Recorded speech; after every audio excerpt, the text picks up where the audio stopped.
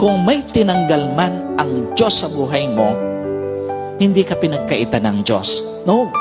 Ang ibig sabihin nun, pinoproteksyonan ka lang ng Diyos. Kung may tinanggal man ng Diyos sa buhay mo, ang ibig sabihin nun, meron lang, dinadala ka lang ng Diyos sa talagang para sa'yo. Maniwala ka.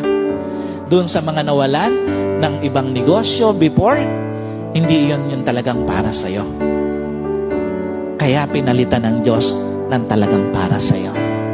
Yung mga nawalan ng kasama sa buhay na hindi ka minahal, pinahalagahan, nirespeto, hindi yun talagang para sa'yo.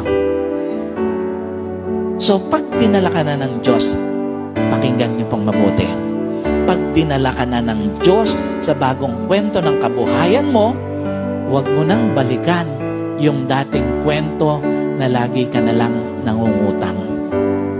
Pag dinala ka na ng Diyos sa bagong kwento ng relasyon mo, huwag ka nang bumalik sa isang relasyon na laging magulo, lagi kang nasasaktan, lagi kang winawalang kwenta.